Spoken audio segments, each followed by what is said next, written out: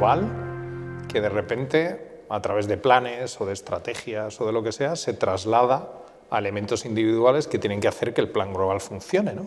Planes de acción, más o menos. Esos planes de acción de repente llegan a empresas o llegan a particulares, ¿no? Además de la sociedad en general o de las administraciones públicas que invierte, llegan a particulares, que si no me equivoco son los que últimamente se están incorporando, por lo menos en nuestro país, ¿no? En España parece que se están incorporando poco a poco a defender esa sostenibilidad. ¿En qué se convierte o en qué acciones concretas para un inversor, para una empresa que está desarrollando algo, en qué acciones concretas se traduce la sostenibilidad para ellos? ¿Cómo, no sé si preguntarte cómo lo están traduciendo o cómo lo deben traducir, si quieres las dos cosas, pero cómo están traduciendo, cómo traducen las empresas en España ahora el concepto de sostenibilidad, que desde mi punto de vista además les está pillando como de nuevas. Yo creo que nos estamos incorporando un poquitito tarde, pero nos estamos incorporando. El último año ha sido muy activo, por lo menos en nuestro sector, de nuevas empresas que nos preguntan, que nos llaman para preguntarnos qué hacer. ¿Cómo se están incorporando a ese proceso? Es un proceso que se está produciendo de manera atropellada en general, en casi todos los sectores de la población, ¿no? La verdad es que lo bueno es que está yendo relativamente rápido y lo malo es que está yendo muy desordenadamente. Hay muchos factores que lo impulsan el camino a seguir, ¿no? El camino a seguir es muy amplio y hay que irlo cerrando el abanico para continuar un único camino, ¿no? Hay factores económicos. La economía es uno de los factores fundamentales que está impulsando o moviendo a las empresas, particularmente a las empresas, a seguir el camino de la sostenibilidad. Las instituciones financieras a nivel global, empezando por los multilaterales, probablemente han sido los primeros, han incorporado la sostenibilidad desde un punto de vista de control de un riesgo, como un riesgo más. Mira, si quieres que yo te financie este proyecto, esta actividad o lo que sea, dentro de nuestro análisis de riesgos tenemos que ser sostenibles. ¿Por qué? Porque si no lo somos es un riesgo importante para el activo que estamos analizando. Entonces, al final todo tiene un trasfondo económico, pero la realidad es que el medidor, el indicador, el KPI que están midiendo es un indicador de sostenibilidad, de criterios de sostenibilidad en el tiempo. Y eso ha impulsado directísimamente a un montón de actividades y de empresas a, me lo tengo que tomar en serio porque si no se me dificulta el acceso a la financiación, lo consigo a unos precios más caros, soy más inviable, etcétera, etcétera. Es un factor enorme. Y hay otro factor totalmente contrapuesto que estamos viendo que también lo está impulsando y es las nuevas generaciones demandan activamente productos que efectivamente sean sostenibles, pero por convicción propia. Ahí no hay otro factor de economía, otro factor, sino, mire usted, yo estoy interesado en consumir productos que sean sostenibles en el tiempo. ¿Por qué? Porque creo en ello, porque he nacido con ello, es casi innato. Son los nativos digitales de la sostenibilidad, no son nativos sostenibles, por decirlo de alguna manera, de la sostenibilidad, pero casi. Lo han vivido la gente que tiene ahora 20 y pocos años, que están incorporándose como clientes demandantes de productos y servicios. Para ellos es algo fundamental y está en el lado opuesto de la economía. Incluso aunque me cobres más, para mí es importante que me demandes un servicio. Con lo cual, para mí son los dos extremos ahora mismo que están impulsando la sostenibilidad, pero los dos están haciendo que el momento del vector está convergiendo en la misma dirección. Cuando una empresa llega a nosotros y nos pide un informe de sostenibilidad o nos pide que le ayudemos o nos pide que lo certifiquemos o nos pide que le asesoremos en hacer una inversión más sostenible, llega... Bueno, me has comentado antes que algunas llegan por convencimiento, otras por obligación, supongo que haya una aproximación diferente. ¿Necesitan también en general ayuda para luego demostrar que eso funciona?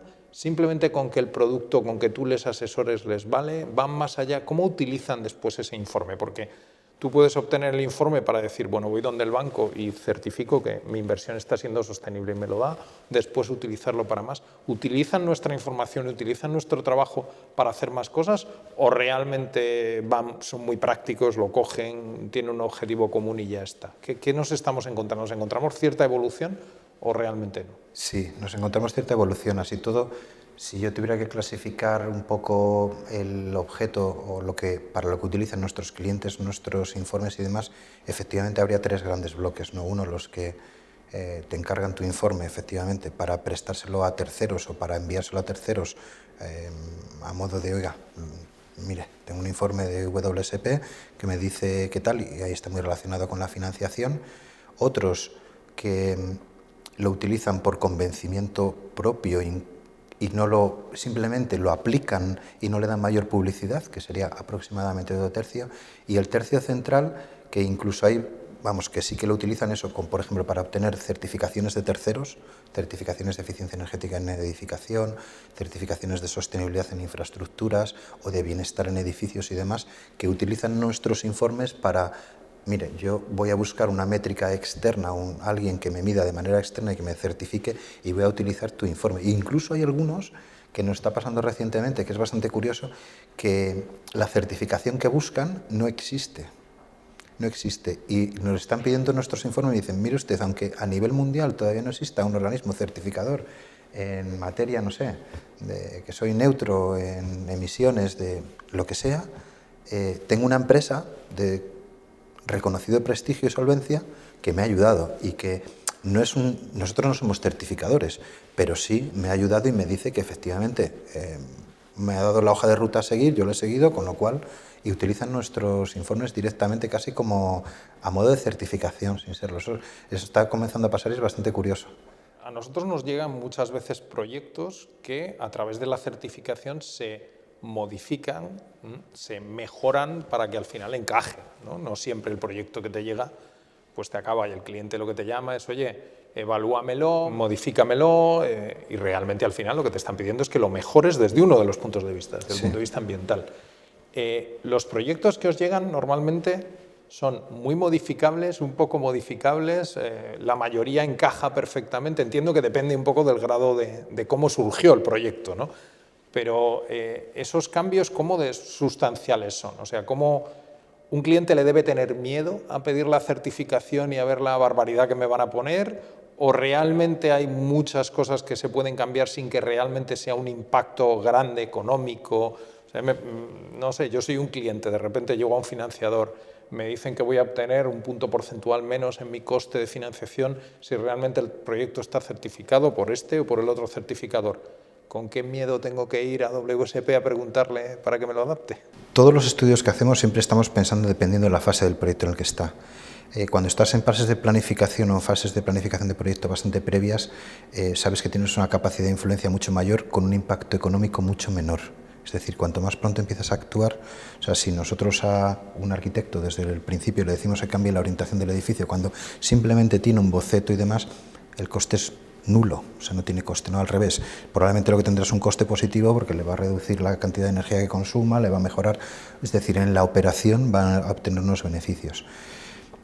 En el extremo opuesto, de vez en cuando, no es muy habitual, pero de vez en cuando nos llegan proyectos que incluso están empezando construcción. Cuando hay un contratista que tiene un contrato para construir algo, cambiar ahí es complicado.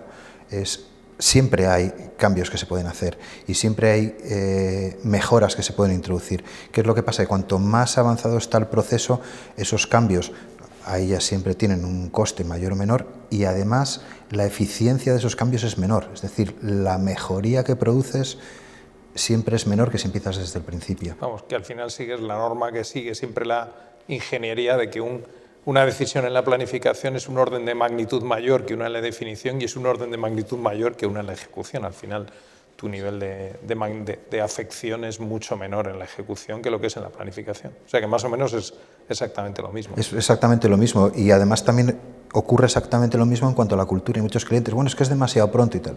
Es que de verdad que no es demasiado pronto. Es que cuanto más pronto empecemos, aunque sea un camino de acompañamiento muy leve, o sea, no tienes ni siquiera por qué gastarte mucho dinero, son asesorías relativamente baratas porque el tiempo de asesoramiento que necesitas es muy poquito, con lo cual los honorarios es muy poquito, pero el beneficio que produce es enorme. De hecho, lo que pasa es que es difícilmente cuantificable, ¿no? ¿Cómo cuantificas el haber empezado o haber asesorado un proyecto desde el principio versus... Pero sí que lo puedes hacer. De hecho, hay algunos clientes que no están pidiendo hacerlo. Se pueden documentar. Está muy interesante cuando tú documentas riesgos y oportunidades de esas cosas. Claro, de normal nunca tenemos la historia completa del proyecto. O el que hubiera ocurrido, sí, no tomó esta decisión, ¿no? Pero yo creo que son, al final, los casos de éxito son muchos y sí eres capaz de contar las catástrofes que evitas. Sí. Tenemos un cliente que nos ha pedido hacerlo, que tenía una estrategia de sostenibilidad, le diseñamos su nueva estrategia de sostenibilidad, tiene un proyecto que se está construyendo con la antigua, con los antiguos criterios, con las antiguas especificaciones técnicas y nos ha dicho, quiero que me evaluéis la sostenibilidad, el impacto del proyecto tal cual está y que me evaluéis como si hubiéramos aplicado ya vuestras nuevas especificaciones técnicas, vuestra nueva estrategia de sostenibilidad, a ver qué hubiera pasado. Y lo tenemos a medio hacer. Ah, qué chulo. Sí, está muy chulo. Y creo que los resultados van a ser bastante alentadores. Después no sabes muy bien cuánto va a trascender eso, ¿no? Pero el impacto en ese tipo de proyectos es bastante grande, de haber empezado medio año antes. Otro tema interesante, cuando aparece un mercado nuevo como este, una de las cosas, eso es para nosotros más un reto, es más hablar de algo interno, pero la verdad es que me genera curiosidad. Ya nos pasó en su momento, hace 20 años, con el medio ambiente en general, cuando empieza en España, pero se produce que hay que formar toda una nueva generación de técnicos, de profesionales de una cosa que no existe y que en otros países, tú acabas de comentar que existe, pero que aquí no existe, ¿no? Haces buzz porque me consta que te está, vamos, que es una cosa muy hablada, ¿no? ¿Cómo acceden o cómo animamos, desde dónde llegan los profesionales nuevos, cómo se están formando, cómo aparecen? O sea, yo creo que hay una nueva, igual que la industria es nueva, igual que el recurso es nuevo, los profesionales se están formando, ¿no? Y yo creo que es un sitio, me parece interesantísimo para la gente joven que tú comentabas antes, que le atrae, cómo técnicamente, cómo llegan de la anécdota, me vas a permitir, de que me guste la sostenibilidad o el medio ambiente o la pequeña anécdota publicitaria, a que realmente te conviertas en alguien que le des valor añadido a una acción de una empresa, ¿no? Que digas, me interesa mucho porque le voy a asesorar a X, Y o Z, que tiene unas grandísimas inversiones en el país, a ahorrarle dinero, a ahorrarle energía. ¿Cómo conseguimos que esa generación de profesionales que necesitamos todos, que crezcan, cómo les estamos ayudando? ¿Cómo les ayudas tú desde aquí? ¿Cómo podemos tirar de ello? Es verdad que ahora mismo todo el tema de sostenibilidad es una de las áreas de moda y todo el mundo quiere trabajar en sostenibilidad, ¿no? Entonces, de hecho, precisamente en los procesos de selectivos te encuentras con perfiles de lo más variopinto, desde carreras que no tienen absolutamente nada que ver, pero quieren trabajar en responsabilidad social corporativa, en sostenibilidad, etcétera, etcétera, de un perfil súper variado. Entonces, yo, desde mi punto de vista, lo que estamos haciendo es tratando de seleccionar profesionales con titulaciones, con unos conocimientos base sólidos, sobre los cuales construir. Y después, inquietos, gente inquieta, con ganas de aprender, con ganas de que no se arredran ante la primera vez que hacen algo. Pues es que todo esto es muy nuevo, es que te dicen, es que nunca lo he hecho. Digo, bueno, y te motiva, y dice, me motiva muchísimo. Me gustaría aprender, es buscar gente con unos conocimientos, con una formación técnica teórica muy sólida, se habla de construir, y después, y que tengan inquietud de ir poniendo ladrillitos y ir progresando. Y en ese sentido es fundamental ofrecer a la gente un programa de formación a medio y largo plazo en el que la formación no solo es teórica, sino es una formación práctica, y después encima con el aliciente de estar en una organización como la que estamos, que como estamos antes hablando hay especialistas prácticamente de todo, con muchos años de experiencia, que llegado el momento es la mejor formación que podemos dar, ¿no? Generar equipos híbridos, mixtos, en el que participa un danés con 25 años de experiencia en declaraciones ambientales de producto, con un ingeniero nuestro, un licenciado nuestro, junior con 4 años, muy inquieto, con muchas ganas de aprender, y para mí eso es lo fundamental. Y casi todos te demandan eso, todo el mundo te pregunta por, oye, el programa de formación, el plan de formación, y bueno, ahí pues... Sí, no, porque esta semana, curiosamente, yo, bueno, entre la información que manejo, obviamente, de la compañía, me parece que estábamos trabajando desde una industria cárnica hasta empresas de logística, pasando por construcciones, 3 o 4 edificios residenciales, 2 centros comerciales, era un poco caótico, ¿no? Y uno piensa, bueno, pues la transversalidad tiene que funcionar, porque obviamente el mismo equipo, o sea, tiene que apoyarse en especialistas de cada una de las materias para poder sacar algo que realmente sea útil para el cliente, ¿no? Lo cual además te lleva a que es curioso, porque la sostenibilidad parece que se desarrolla en equipos pequeños, pero requiere equipos muy grandes. Es muy transversal, es transversal en todas las áreas, incluso la gente que más se dedica a la obra civil y tal, algunas veces cree que no puede participar. Error, o sea, participamos todos.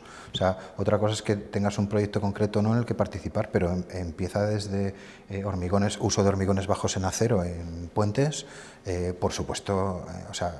Sí, pero acabas de describir empresas muy grandes. Es curioso porque puede parecer un nicho, un mercado nicho, pero realmente yo, contra más lo conozco, más trabajamos, más tengo la sensación de que es un mercado para empresas de determinado volumen, ¿no? Nosotros tenemos la suerte de tener ese volumen, pero que es para empresas de determinado volumen, porque esa transversalidad hace que requieras saber de muchas cosas. Insisto ahora en lo de la industria cárnica porque me vino a la cabeza, porque me llamó la atención, ¿no? Algo muy especializado, muy claro, que o sabes de qué va, y claro, tienes que tener la capacidad de levantar un teléfono y hablar con alguien especialista en eso, lo cual no es sencillo, ¿no? No todas las empresas de ingeniería son capaces de tener un especialista en eso, lo mismo eso que de logística, que de todo lo que te he contado. Entonces, al final me parece que van a ser, que se va a localizar en entornos como grandes, ¿no? Como grandes empresas. Una de las cosas más importantes de la sostenibilidad hoy en día es la energía, ¿no? Entiendo que hablabas del consumo, de que sea autosostenible, etcétera.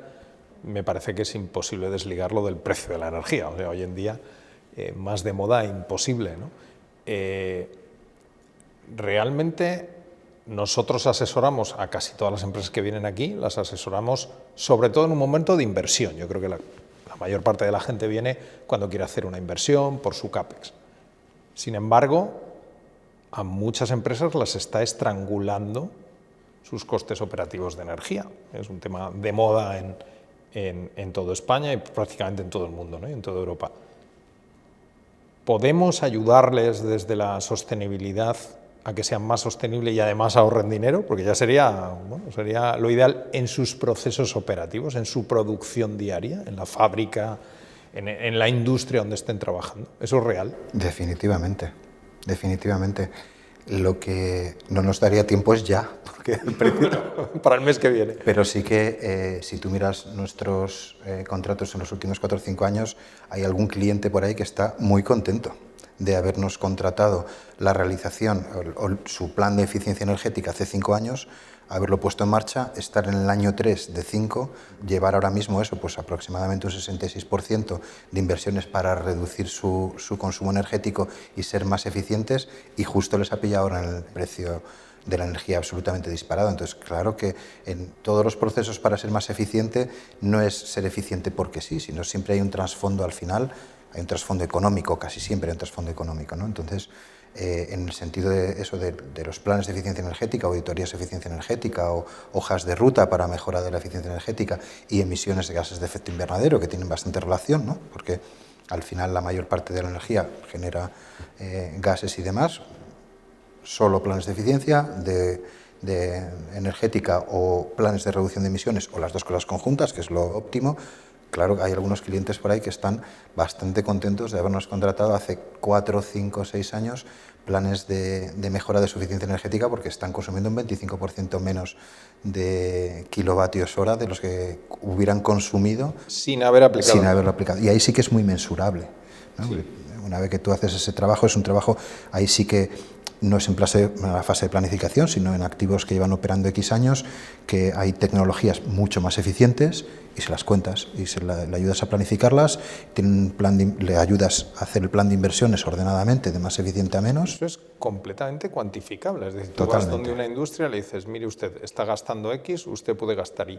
Sinceramente me suena a la comercializadora eléctrica que te llama a tu casa para que te cambies, ¿no? Y a todos nos suena a marketing chungo o al pesado que llama por teléfono, ¿no? ¿Cómo nos distinguimos de eso? O sea, ¿cómo alguien llama realmente porque necesita, por el volumen, porque la solución es más compleja, porque realmente no le estás dando una solución comercializadora, lo que estás dando es una solución técnica diferente? Sí. Ahí sí que vuelve a pasar un poco lo mismo, ¿no? Por lo menos a nosotros, que nuestros mayores clientes vuelven a ser otra vez multinacionales en los que la concienciación de la eficiencia les viene de lejos y muchas veces les viene de su casa matriz, que está a miles de kilómetros de distancia de España, donde dicen, mire usted, es que nosotros sabemos que la eficiencia se traduce en una mayor viabilidad económica, no solo de financiación, yo no necesito que me financien, pero sí necesito ser eficiente. ¿Y quién me puede ayudar? Pues normalmente pues somos una empresa relativamente bien posicionada en ese sentido y además con muchos años de experiencia, muy a la vanguardia, con técnicos muy bien formados que están, no sé, por ejemplo, hay todo el tema de instalaciones industriales y no industriales en edificación. Hay una gran diferencia. Eso me llama mucho la atención. Tenemos un mercado con un acceso al dinero fácil, ¿vale? Hoy en día el dinero es barato. Tienes un elemento cuantificable, que es que yo voy a ahorrar dinero con un payback de 7 años, 6 años, 8 años, bueno, controlable, razonablemente controlable. Y sin embargo, mi sensación, conozco, como bien sabes, muchos clientes, hablo con ellos, es que hay una resistencia razonablemente alta, irrazonablemente alta, diría yo, más que razonablemente, a hacer una inversión para ahorrar costes energéticos, etc. Es decir, la eficiencia no es lo que muchas veces caracteriza a algunas de nuestras industrias, ¿no? ¿Por qué esa reticencia? Porque es algo medible, no hay que ir... Puedo entender una falta de financiación, puedo entender una falta de rentabilidad. Cuando tengo financiación y rentabilidad, ¿qué falla en la ecuación? Pues ahí lo que falla es principalmente la formación y los conocimientos del cliente y la mentalidad. O sea, efectivamente, tienes la financiación y tienes el beneficio que te produce, pero en muchos casos es miedo a lo desconocido. ¿Qué me vienen a contar estos aquí de mi proceso? A ver, nosotros generalmente no entramos en proceso, pero sí que entramos en lo que está alrededor del proceso y que lo facilita. Por ejemplo, eso clarísimamente la energía. Yo no quiero cambiarte tu procedimiento de fabricar lo que fabriques o de producir lo que produzcas. Yo lo que quiero es ayudarte a ser más eficiente, eso, a consumir menos energía y a generar menos externalidades, en la manera que sea, en manera de gas, en manera de residuos y demás. Y muchas veces, sobre todo eso, ahí sí que se nota en el sector industrial, de bueno, es que esta caldera lleva funcionando 100 años y tal, ¿qué eficiencia tienes? Pues bueno, que tengo una eficiencia de X. ¿En serio? Pues si lo hubieras cambiado hace 50 años... te hubieras ahorrado un montón de millones de euros. Ah, pero es que eso, menudo trabajo, menudo que nos hubiera implicado contratar una empresa. Sí, pero te hubieras ahorrado un montón de millones de euros, muy probablemente. Y eso lo puedes trasladar desde la mega escala de grandes consumidores de energía y generadores de emisiones a el retail, a centros comerciales, te encuentras eso. Ahí, por ejemplo, en centros comerciales también pasa que muchos de ellos sí que están en manos de operadores o de fondos de inversión que también tienen la mentalidad muy activa hacia el OPEX y no les duelen prendas a tirar a la basura equipos con 10 años, aunque les queden otra vez una vida útil de otros 10 o 15, porque saben...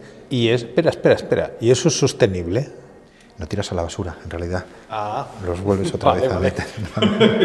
Si tengo al señor de la sostenibilidad diciéndome que tire un aparato de hace 10 años... Ahí sí que borro y no es tirar a la basura, es reutilizar o reciclar. Pero ahí, mira, ahí hay un concepto que se está produciendo últimamente de una manera bastante interesante, y es que, aunque estamos en un momento en el que todo el mundo trata de ser más eficiente y más sostenible, estamos fabricando los productos destinados a ser cada vez más eficientes y más sostenibles, pero que implican un consumo de energía embebida, una cantidad de carbono embebido mucho mayor. Es decir, estamos en un momento, por ejemplo, es muy claro en el sector de automoción, estamos construyendo vehículos eléctricos, híbridos, etcétera, etcétera, pero la cantidad de energía y de carbono que necesitas para fabricar un coche eléctrico, un coche híbrido, es mucho mayor que el de uno tradicional. Y estamos en un momento de break en el que tienes que invertir. O sea, ahora lo que estamos haciendo es verdad que no reducen las emisiones, claro, no las reducen hoy, las van a reducir los próximos 15 o 20 años de funcionamiento, pero en el momento actual de fabricación, los equipos que estamos fabricando ahora son mayores consumidores de energía y de recursos que los de hace 20 años, aunque después durante todo su OPEX, durante toda su vida útil, nos la devuelvan, pero ahora mismo, en este preciso momento, estamos en un momento en el que eso está pasando. Estamos fabricando equipos que son más eficientes, pero que necesitan más energía y más recursos para fabricarlos que los tradicionales o que los antiguos.